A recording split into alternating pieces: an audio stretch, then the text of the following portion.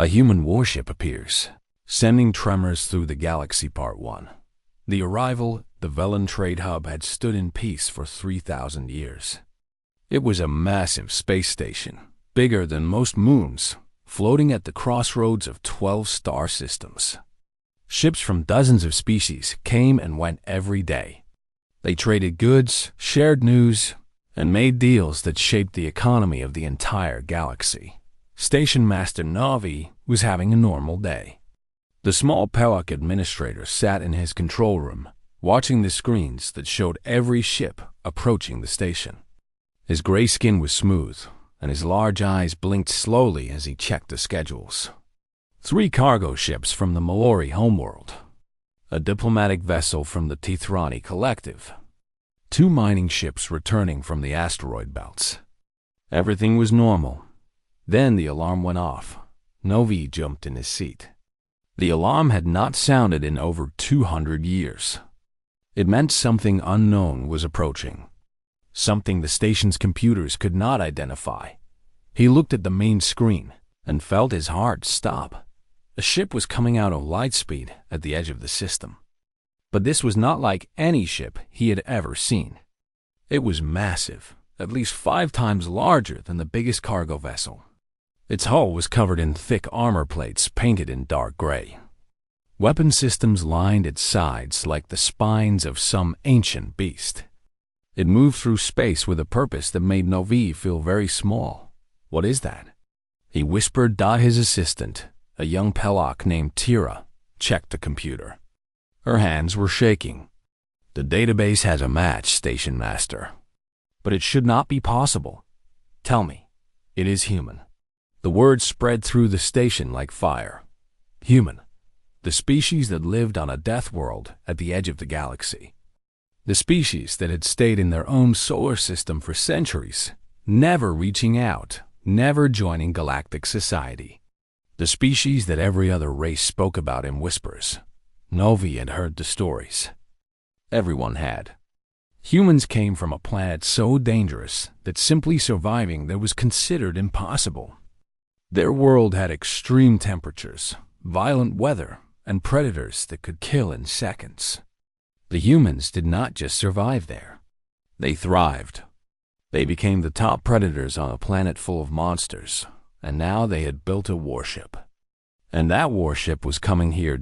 In his private quarters on the station. Ambassador Krell of the Tithrani Collective watched the approaching vessel through his window. He was old, even by the standards of his long-lived species. His blue skin had faded to pale gray, and his forearms moved slowly as he clasped them together in worry. The Tithrani had records that went back 50,000 years. They remembered things that other species had forgotten. They remembered the warnings about humans. If they ever leave their system, the ancient text said, everything will change. Krell had hoped he would die before that day came. He was not so lucky. The communication system crackled to life, and a voice spoke. It was calm and clear, speaking in perfect galactic standard. "Velen Trade Hub, this is Captain Park Yuna of the Earthship Indomitable. We are on a diplomatic mission from the United Earth Government. We request permission to dock." Navi's hands trembled over the controls. He looked at his assistant. He looked at the massive warship on his screen.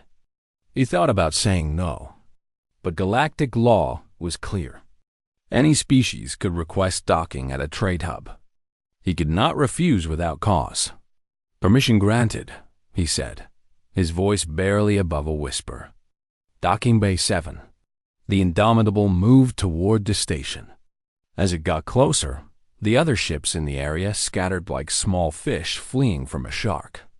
The human vessel was so large that it blocked out the stars behind it. Its engines glowed with blue fire, and its weapons stayed silent but ready.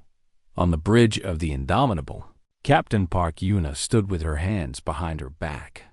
She was not tall, but she held herself with the confidence of someone who had earned her position through years of hard work. Her dark hair was cut short, and her eyes were sharp as she watched the space station grow larger on the view screen. Lieutenant Choi, she said. Status report. Lieutenant Choi Daeho checked his tactical display. He was young, but he had trained for this mission his entire adult life. All weapons are powered down but ready, Captain. Shields are at standard level. I am detecting multiple scanning beams from the station. They are very interested in us. Let them look, Yuna said. We have nothing to hide. The Indomitable entered the docking bay. The magnetic clamps locked onto the hull, and the engines went silent. For a long moment, nothing happened. The station seemed to hold its breath. Then the airlock opened, and Captain Park Yuna stepped onto Velen Trade Hub. She was immediately surrounded by station security. Dozens of aliens of different species pointed weapons at her. Their hands were shaking. Their eyes were wide with fear. Yuna did not react. She simply raised her hands to show they were empty. I am Captain Park Yuna, she said calmly. I am here in peace. Earth has been alone for a long time. We have decided it is time to meet our neighbors. Station Master Novi pushed through the crowd. He was so short that he barely reached Yuna's waist, but he tried to stand tall. Your ship, he said. It is a warship. Why do you bring weapons to a place of peace? Yuna looked down at him. Her expression was not threatening. If anything, she looked sad. Because the universe is not always peaceful, Station Master. We learned that lesson long ago on our own world. We do not come to make war. We come to make sure war does not find you. Before Novi could respond, an alarm blared through the station. A different alarm this time. One that everyone recognized. A distress signal. Novi ran to the nearest communication terminal. His fingers moved quickly over the controls, and a holographic image appeared. It showed a planet burning. Ships were attacking it, raining fire down on cities and farms. This is the Mallory colony on Velen 4, a desperate voice said. We are under attack. Pirates have come. Barracks raiders. Please, someone help us. Our ships have no weapons. Our people are dying. Please. The message repeated. Everyone in the docking bay heard it. The aliens looked at each other. The Varaks were brutal raiders who showed no mercy. Fighting them meant death. No one moved. No one spoke, except Captain Park Yuna. She turned to look at the gathered aliens. She saw their fear. She understood it. Then she looked at the holographic image of the burning colony. Lieutenant Choi, she said through her communicator. Prepare the ship for immediate departure. We have people to save. The aliens stared at her in shock. You cannot be serious, Ambassador Krull said, stepping forward. His voice was heavy with warning. The Varaks have destroyed entire fleets. You have one ship. Yuna met his eyes. One ship is enough. She turned and walked back toward the Indomitable. Her crew followed. The airlock closed behind them. And every alien on the station watched in silence as the human warship undocked and jumped to light speed, heading toward a battle that no one else was willing to fight. Some prayed the humans would succeed. Others prayed they would never return. Ambassador Krell prayed for neither. He simply watched and wondered if the galaxy would ever be the same. A human warship appears, sending tremors through the galaxy. Part 2. The reputation, the ESS. Indomitable cut through space like a knife through water. Inside the ship, the crew moved with calm purpose. They had trained for moments like this. They had prepared for years. But this was not a drill. This was real. Captain Park Yuna stood on the bridge, her eyes fixed on the view screen. The stars stretched into lines as the ship traveled faster than light. In a few minutes, they would arrive at Velen 4. In a few minutes, they would face the Varaks. Captain, Lieutenant Choi Daeho said from his tactical station, I have analyzed the enemy forces. The Varaks have 15 warships in the system. They are heavily armed. Their weapons are designed for maximum destruction. And their weaknesses? Deho paused. Their shields are strong at the front, but weaker on the sides and rear. Their ships are fast, but not very flexible in movement. They rely on overwhelming force rather than strategy. Yuna nodded slowly. They've never faced an enemy that fights back with intelligence. That will be their mistake. In the medical bay, Dr. Shinmai was preparing for the wounded they would soon receive. She was a small woman with gentle hands and kind eyes. She had joined the Earth Fleet not because she wanted adventure, but because she believed that healing should have no borders. Her assistant, a young medic named Corporal Yum Taiwu, was organizing supplies with nervous energy. "Doctor," he said, "do you think the aliens will accept our help? They seem very afraid of us." Myre smiled softly. "Fear comes from not knowing. Once they see who we really are, the fear will fade. Our job is to show them that humans are not monsters. We are healers. We are protectors. But we are also warriors," Taiwu said. "Yes," Myre agreed. "We are what we need to be. That is what makes us human." Back on the Velen trade hub, the station had fallen into chaos. News of the human ship's departure had spread quickly. Some aliens celebrated, hoping the humans would destroy the Varax. Others were terrified, believing that the humans would bring destruction wherever they went. In the main medical bay of the station, refugee ships had brought the first survivors from Velen 4. They were Malori, a peaceful species with soft gray skin and large, gentle eyes. They had no natural weapons. They had no military.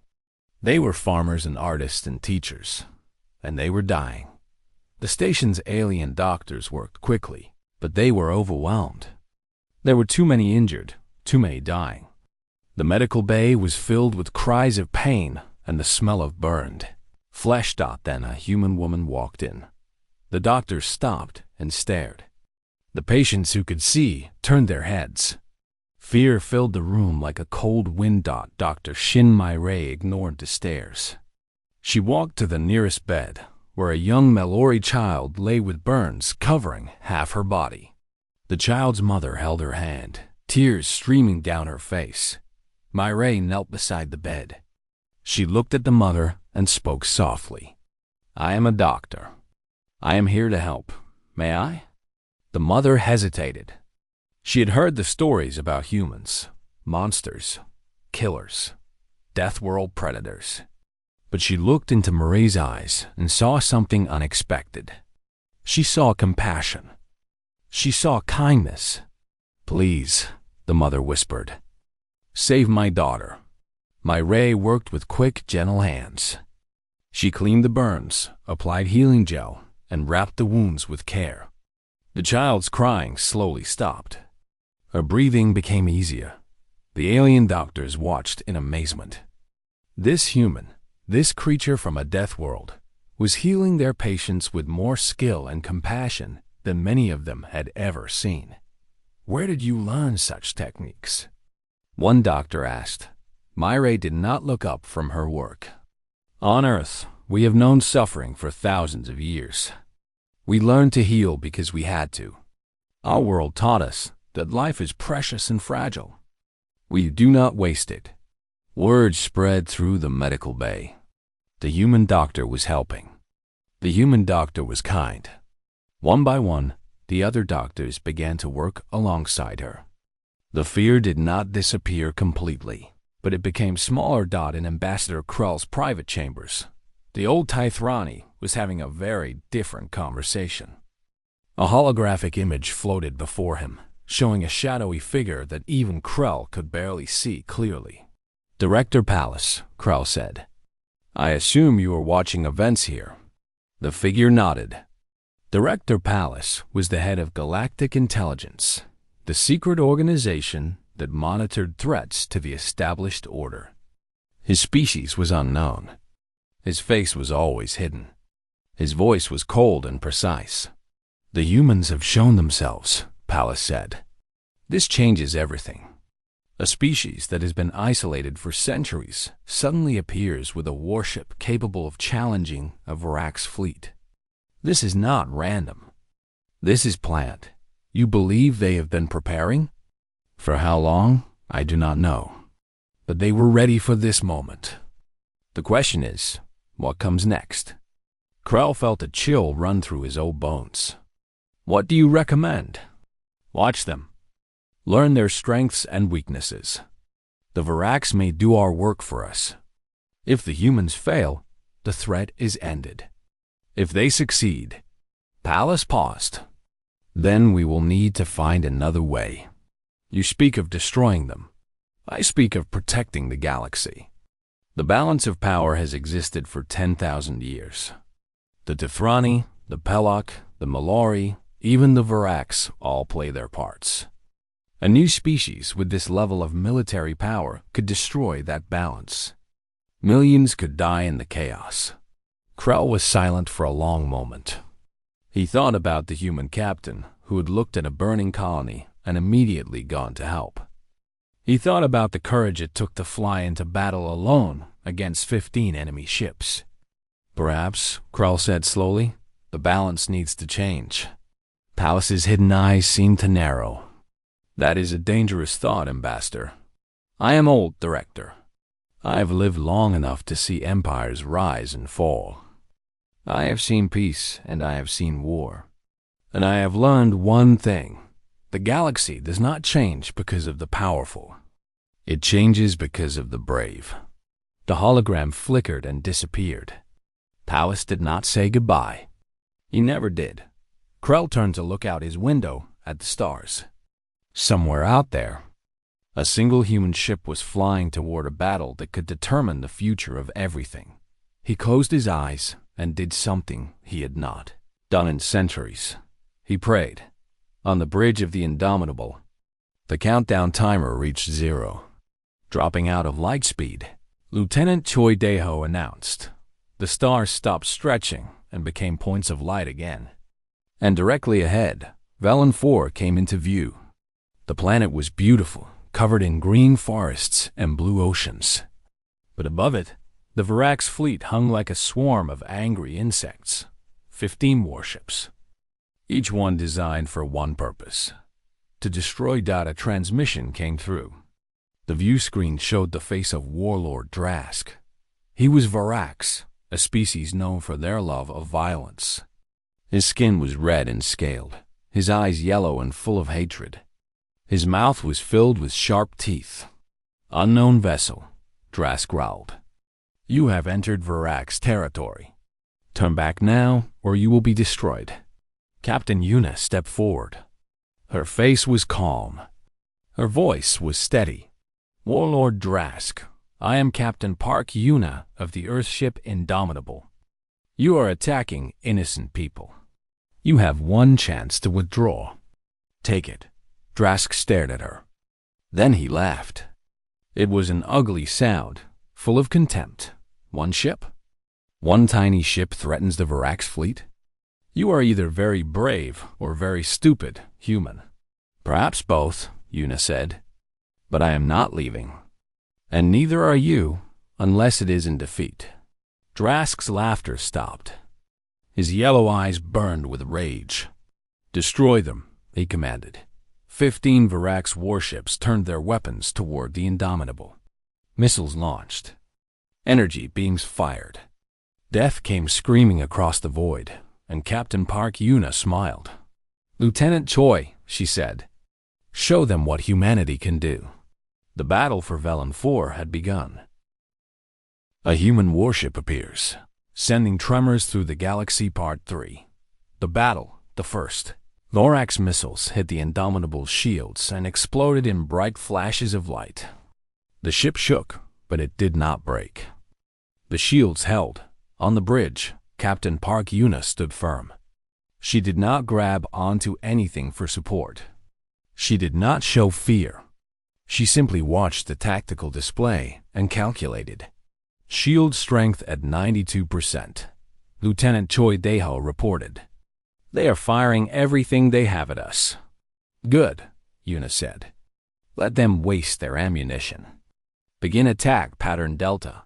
The Indomitable moved like nothing the Varax had ever seen. It was a massive ship, but it turned and dodged with the grace of a dancer.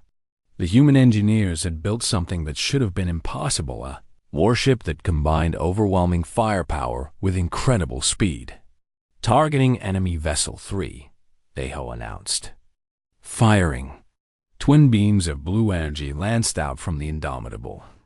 They hit the Varax ship's shields and punched through like they were made of paper. But instead of destroying the ship completely, the beams targeted specific systems. The weapons went offline. The engines died. The ship drifted helplessly in space. Target disabled, Deho said. There was surprise in his voice. They still have life support. Their crew is alive. Move to the next target, Una ordered. The Varax were confused. They had expected the humans to fight the same way they did, with maximum destruction, with death and fire. But the humans were not destroying their ships. They were simply taking away their ability to fight. Warlord Drask screamed orders at his captains. Surround them. Attack from all sides. Do not let them escape. But the Indomitable did not try to escape. It flew directly into the middle of the Varax fleet. It spun and turned, always presenting its strongest shields to the heaviest fire. And its weapons struck again and again, each shot precise, each hit disabling another ship without killing its crew. Chief Engineer Big Jonho worked frantically in the engine room. He was covered in sweat, his hands moving across control panels faster than the eye could follow. Captain, he called to the communication system. I can give you more power to weapons, but I will have to reduce shield strength. How long can you keep both running at current levels? Yoon asked. 5 more minutes. Maybe 6. That is enough. Keep us flying, Chief. On the planet's surface, the Mallory colonists watched the battle in the sky. They had given up hope when the Varax attacked. They've prepared to die. But now they saw something they could not believe. A single ship was fighting an entire fleet. And it was winning. Elder Velen stood in the ruins of what had been his home for 60 years. He was old, his gray skin wrinkled, and his eyes tired from too many tears. He had watched his neighbors die. He had watched his world burn. But now, as he looked up at the lights flashing in the darkness above, he felt something he had not felt in days. Hope. Who are they? A young Mallory asked, standing beside him. Humans, Elder Velen said. The word felt strange on his tongue. They came to help us, but why? We have nothing to offer them. We have no weapons. We have no power. The old man was quiet for a moment. Then he said, perhaps that is exactly why they came. In space, the battle continued. 7 Varax ships were now drifting without power. 8 more still fought, but their attacks were becoming desperate and uncoordinated. They had never faced an enemy like this. They had never felt fear in battle. Now they did. On the Indomitable, Sergeant Han Soo-jin prepared her Marine team in the shuttle bay. She was a tall woman with strong arms and eyes that missed nothing. She had fought in the border wars on Earth. She had seen the worst that humans could do to each other. She had also seen the best. Listen up, she said to her team of 20 Marines. We are going to the surface. Our job is to evacuate wounded colonists and protect civilians. We do not kill unless we have no other choice. We do not leave anyone behind. Is that clear? Yes, Sergeant. The Marines shouted. Good. Get to the shuttles. The first shuttle launched from the Indomitable while the battle still raged. It dove through the chaos, dodging debris and weapons fire, and entered the planet's atmosphere. Within minutes, it landed near the largest group of survivors. Soo-jin was the first one out. She saw the destruction immediately burn buildings, craters in the ground, bodies that had not yet been moved. But she also saw the living, Hundreds of Mallory huddled together, looking at her with wide, frightened eyes. "We are here to help," Sujin said, raising her hands to show she meant no harm. "We have medical supplies and transport. Can anyone tell me where the most seriously wounded are?" A young Mallory woman stepped forward. She was shaking, but she pointed toward a collapsed building. "There are people trapped inside. We could not reach them." "We tried," Sujin nodded. "Show me." They ran to the building together. It had been a school once. Now it was a pile of broken walls and fallen beams. But somewhere inside, voices were calling for help. "Corporal Yoon," Sujin called.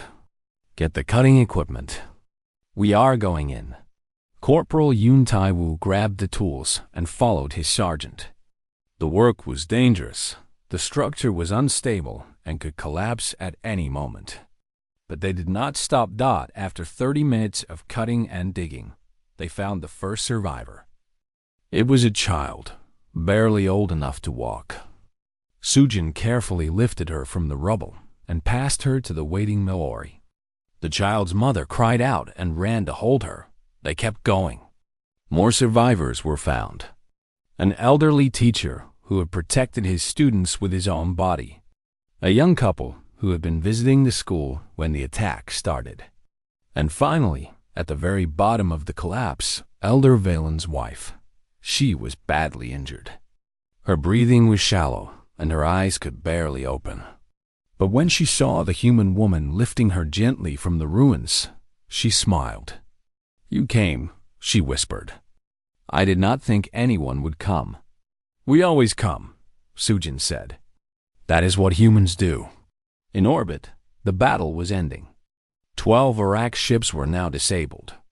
Only 3 remained operational, including Warlord Drask's flagship. They had stopped attacking. They were simply floating in space, trying to understand what had happened. Captain Yuna opened a communication channel. "Warlord Drask, your fleet is defeated. Your ships are disabled, but your crews are alive. We have not killed anyone who was not trying to kill us. This is over." Drask appeared on the view screen. His face was twisted with rage and something else, something that looked almost like fear. "Why?" he demanded. "Why do you not destroy us?" "We would have destroyed you." "Because we are not you," Yuna said simply. "We came here to protect innocent people, not to murder helpless enemies. You have a choice now. You can surrender and face galactic justice for your crimes. Or you can run away and never come back. Either way, this system is no longer yours." Drask stared at her for a long moment. His yellow eyes burned with hatred. But behind that hatred, Yuna could see something breaking inside him. He had been the most feared warlord in this region of space. He had never lost a battle. He had never shown mercy and never expected to receive it. And now a single human ship had shown him that everything he believed was wrong. "This is not over," Drask growled. "I will remember this. I will remember you." "Good," Yuna said. "Remember that when you could do nothing, we chose to spare you. Remember that when you had no power, we showed you mercy. Remember that, Drask, and maybe someday you will understand." The 3 remaining Vorax ships turned and jumped to light speed. They disappeared into the darkness, leaving behind 12 disabled vessels and a planet that was finally safe. On the surface, the Mallory colonists began to cheer. They hugged each other and cried with relief. The human Marines moved among them, handing out food and medicine, treating wounds and comforting the frightened. Sergeant Han Soo-jin stood alone for a moment, looking up at the sky where the Indomitable still orbited.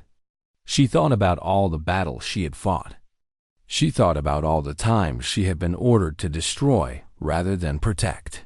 This, she realized, was different. This was what they were meant to be. This was humanity at its best. A human warship appears, sending Tremors through the galaxy. Part 4. The aftermath. The ESS Indomitable returned to Velen Trade.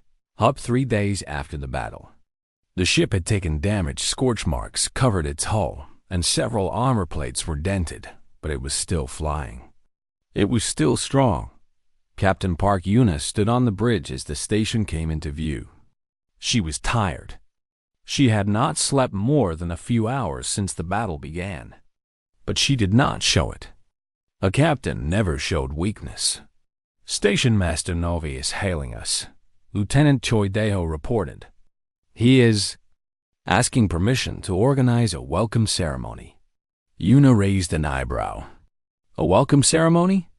Yes, Captain. He says the entire station wants to thank us. Yuna thought about this for a moment. 3 days ago, the aliens on that station had pointed weapons at her and looked at her like she was a monster. Now they wanted to celebrate. It was strange how quickly things could change.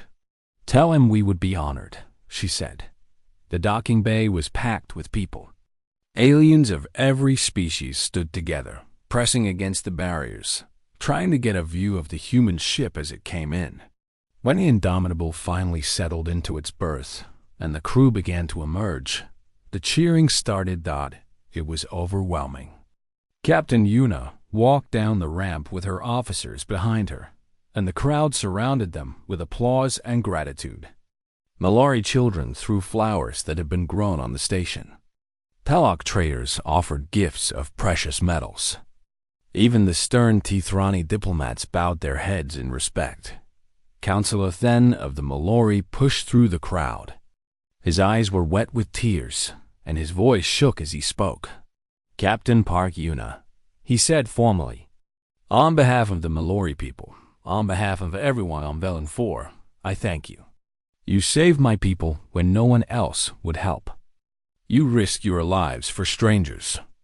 We will never forget this. Yuna took his hand gently. We did what needed to be done. No thanks are necessary. But they are, Then insisted. And I have more to say. He turned to address the crowd. For too long, we have feared the unknown. We have heard stories about humans and believed them without question. We called them monsters. We called them Death World predators. But what did these monsters do? They flew into battle against impossible odds to save innocent people. They defeated their enemies without slaughter. They treated our wounded with kindness and respect. He paused and looked at Yuna. Perhaps we were wrong about what a monster truly is. The crowd murmured in agreement. The fear that had filled the station just days ago was fading. It was being replaced by something new: respect, curiosity, and maybe even friendship. But not everyone was celebrating Dot in a secure room deep inside the station. Director Palace watched the ceremony through hidden cameras. His face, as always, was covered in shadow. His voice, as always, was cold. They are more dangerous than we thought, he said. Ambassador Krell stood beside him. The old Tethrani looked uncomfortable. They saved thousands of lives. They showed mercy to their enemies. How does that make them dangerous? Because mercy from strength is the most effective weapon of all, Pallas replied. The Varaks ruled through fear. They conquered through violence. The humans defeated them completely and then let them go. Do you know what that does to the balance of power? It changes it. Exactly. The Varaks will never be the same. Other species will hear about this and wonder, if humans could defeat the Varaks so easily, who else could they defeat? The fear will spread, and fear creates instability. Krell frowned. Or it creates hope. Perhaps other species will look at humanity and see not a threat, but a protector. Pallas made a sound that might have been a laugh. You have become naive in your old age, Ambassador. There are no protectors in this galaxy. There are only those who take, and those who are taken from. The humans have shown they can take. That makes them a threat. What do you intend to do? Pallas did not answer immediately. Instead, he touched a control, and the image on the screen changed. It showed Warlord Drask alone in his damaged flagship, fleeing into the outer territories. The enemy of my enemy, Pallas said quietly, may prove useful. On the station, the celebration continued. But in the medical bay, a different kind of healing was happening. Corporal Yoon Tai-woo sat alone in a corner, staring at the wall. He had not joined the welcome ceremony. He had not felt like celebrating. Sergeant Han Soo-jin found him there. She sat down beside him without speaking and waited. She had seen this before. She knew what he was feeling. I keep seeing them, Tai-woo finally said. The bodies on the planet. The children. The families. The Varaks killed them for no reason. Just because they could. Soo-jin nodded slowly. I know. Part of me wanted to destroy them. When we had the chance, when their ships were disabled and helpless, I wanted to blow them out of the sky. I wanted them to pay for what they did. That is a normal feeling. But we did not do it. The captain showed them mercy. We let them live. Tai-woo looked at his sergeant with confusion in his eyes. How can that be right? After everything they did? Soo-jin was quiet for a moment, gathering her thoughts. When I was young, she said, I fought in the border wars back on Earth. I saw terrible things. I did terrible things. And I learned something important. Killing your enemies does not bring back the people they killed.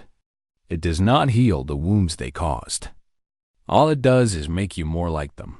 But what about justice? Justice is not the same as revenge. The Varaks who survived will face trial. They will be held accountable for their crimes. That is justice. But destroying them when they could no longer fight? That is not justice. That is murder. Tai-woo was silent. The captain made a choice, Soo-jin continued. She chose to show the galaxy that humans are not what the stories say. We are not mindless killers. We are not monsters. We protect the weak. We spare the helpless. We build rather than destroy. She put a hand on his shoulder. That is who we are.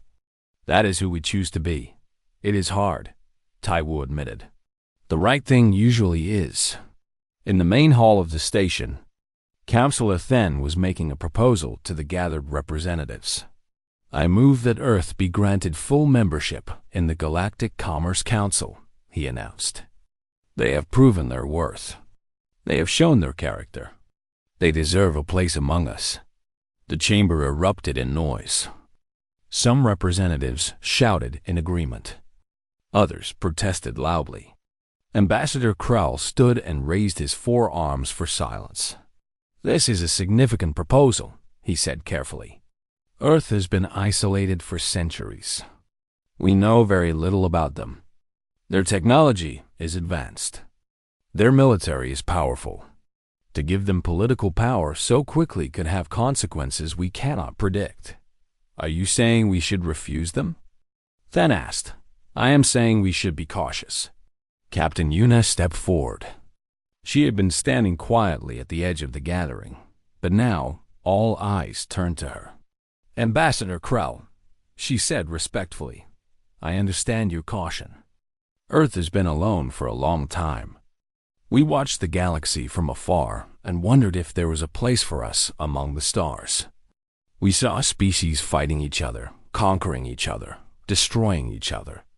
And we wondered if we would be any different. She paused and looked around the room. But we also saw something else. We saw cooperation. We saw trade and diplomacy and friendship between different species. We saw what the galaxy could be when it worked together. That is what we want to be part of. Not the conflict. The cooperation. The chamber was silent. We do not ask for power, Yuna continued. We do not ask for influence. We only ask for a chance to prove that humanity can be a force for good in this galaxy. A chance to build something better than what came before. Ambassador Crow studied her face for a long moment. He saw no deception there. No hidden agenda. Just honest determination. Perhaps, he thought, he had been wrong to fear. Before the vote could be called, the station's alarms began to sound.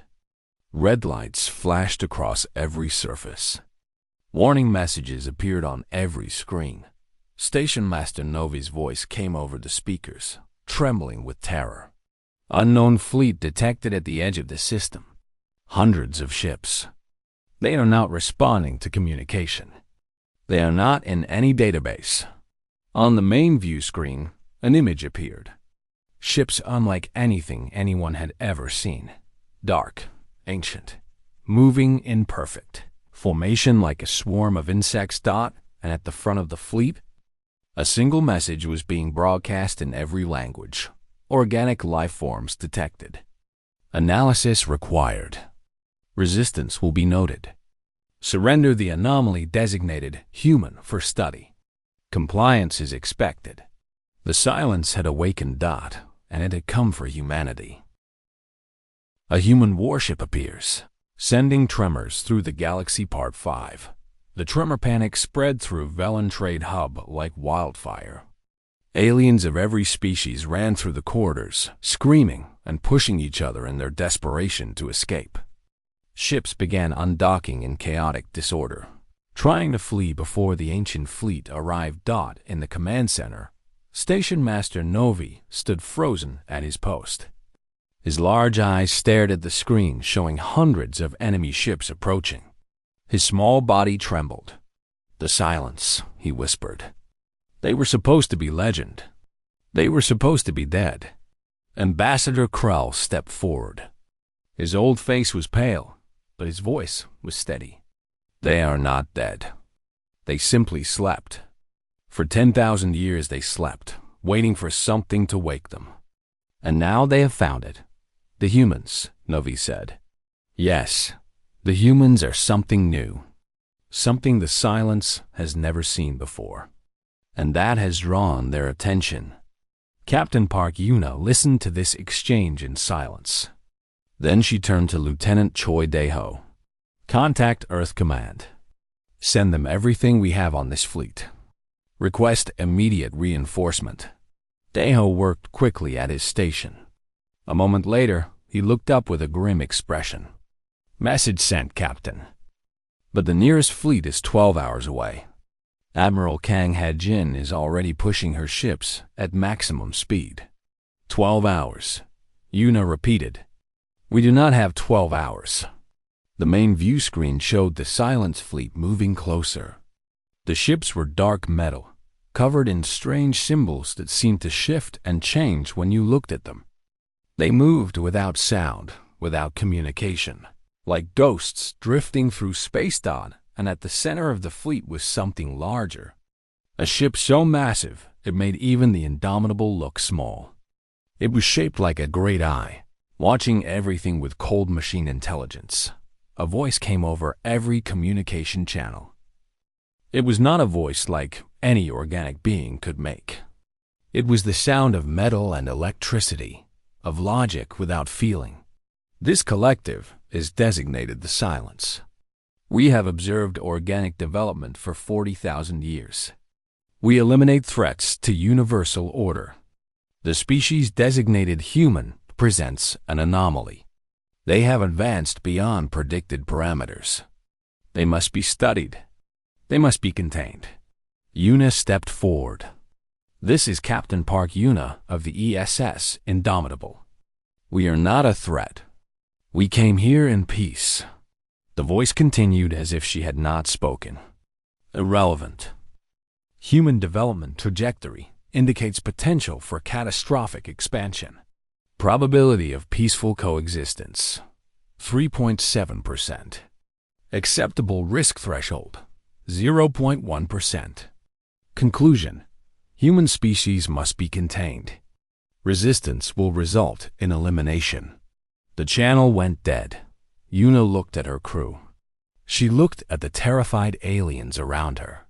She thought about everything they had worked for, everything they had hoped to build. And she made a decision. "We are not leaving," she said. Novi stared at her. "You cannot fight them alone. You saw their fleet. There are hundreds of ships. You have one. Then we will hold them as long as we can. Long enough for the civilians to escape. Long enough for reinforcements to arrive. Yuna turned to face the alien representatives who had not yet fled. I am not asking any of you to fight. This is not your battle. But I'm asking you to leave while you still can. No one moved. Ambassador Krell stepped forward. His old body was tired, but his eyes were clear. Captain Yuna, he said formally, I confess that I feared your species. I warned my government that humans would bring destruction to the galaxy. I was wrong. He turned to face the other representatives. I have lived for 300 years. I have seen empires rise and fall. I have seen great evil and great courage. And I tell you now, what these humans have shown us in the past few days is something rare. They fought for strangers. They showed mercy to enemies. They risked everything for people they had never met. His forearms spread wide. If they are willing to die for us, how can we not stand beside them? A long moment passed. Then Counselor Then stepped forward. The Mallory have no warships, but we have cargo vessels. They can evacuate civilians, and we will fly them until we can fly no more. Another representative stepped forward. Then another. And another. Species that had competed for centuries, species that had quarreled over trade routes and resources, now stood together. Contact your ships, Yuna said, her voice thick with emotion she did not show. Tell them to defend the evacuation. The Indomitable will take the front line. The next 2 hours were chaos and courage. Civilian ships fled the station in streams, protected by a ragged fleet of cargo vessels, mining ships, and diplomatic cruisers. None of them had real weapons. All of them had pilots who refused to run. The Silence Fleet reached attack range, their weapons charged with cold blue light. And then they began to fire. The Indomitable moved to meet them. Lieutenant Choi Daeho had never worked harder in his life. His fingers flew across the tactical controls, targeting systems, redirecting power, calculating firing solutions. The Indomitable twisted and turned through the enemy formation, its weapons striking precisely at the machines. But there were too many. For every silent ship that fell, 3 more took its place. The Indomitable's shields were failing. Armor plates were torn away. Fires burned in sections of the ship that could not be reached. Chief Engineer Baek Jun-ho worked in the engine room with his crew, keeping the ship alive through skill and determination. I need more time, he shouted into the communication system. The core is overheating. Give me everything you have, Yuna commanded. We just need to hold a little longer. On the station, the last evacuation ships were launching. Sergeant Han Soo-jin led her Marines in keeping order, making sure every civilian got aboard safely. Corporal Yoon Tai-woo carried an injured Mallory child in his arms, running toward the final shuttle. Go, Soo-jin ordered. I will hold here. Sergeant, you have to come with us. Someone has to close the airlock. Now go. The shuttle launched. Soo-jin sealed the doors and watched it fly toward safety. Then she turned and ran toward the command center. If she was going to die, she would die fighting in space. The Silence flagship moved forward. The great eye-shaped vessel focused its attention on the Indomitable. A massive weapon began to charge at its center, gathering enough power to destroy a planet. Captain, Daeho said quietly, they are targeting us with their main weapon. We cannot survive a direct hit. Yuna nodded. She had known this moment would come. She had accepted it the moment she chose to stay. It has been an honor to serve. With you all, she said, and then the sky lit up with fire, but not from the Silence. Ships dropped out of light speed all around the system. Dozens of them. Then hundreds. Human warships flying in perfect formation, their weapons already firing at the enemy. Admiral Kang Hae-jin appeared on the view screen. She was a severe woman with gray hair and eyes like steel. But she was smiling. "Captain Yuna," she said, "I hope you do not mind the early arrival. My engineers are going to be angry about what I did to their engines." "Admiral," Yuna breathed. "How?" "We pushed the ships beyond their limits. Some things are worth breaking the rules for." The Second Fleet smashed into the Silence Formation like a hammer. Human warships, each one as advanced as the Indomitable, tore through the ancient machines with weapons the galaxy had never seen. Missiles that could track targets through dimensions. Beams that could cut through shields like they were not there. But it was not just the human fleet. The cargo ships and mining vessels and diplomatic cruisers that had been defending the evacuation now turned back. They flew alongside the human warships, not as warriors, but as witnesses. As allies, the Silence Fleet began to retreat. The great flagship broadcast one final message. Tactical withdrawal initiated. Human species classification upgraded from anomaly to existential threat. This collective will return. This collective will adapt. This conflict is not concluded. Then they were gone, jumping to light speed, disappearing into the darkness between stars. For a long moment, no one spoke. Then, slowly, cheers began to spread. Across the station, across the fleet, across every ship that had survived, beings of every species celebrated. They had won. Together, they had won. 3 days later, the Galactic Commerce Council held a special session. The chamber was full. Every species had sent representatives. And at the center of the room stood Captain Park Yuna. "Today," Councilor Then announced, "we vote on the admission of Earth to the Galactic Commerce Council. But more than that, we vote on a new vision for our galaxy. A vision of cooperation instead of competition. Of protection instead of conquest. Of hope instead of fear." The vote was unanimous. He extended one of his 4 hands to Yuna. She took it. "Welcome to the galaxy, humanity. May we walk together into whatever future awaits." Captain Yuna smiled. She thought about everything they had been through. The fear, the battle, the sacrifice. And she thought about what came next. The challenges would not end here. The silence would return. New threats would emerge. The galaxy would continue to be dangerous and unpredictable, but humanity would not face it alone. They had foe.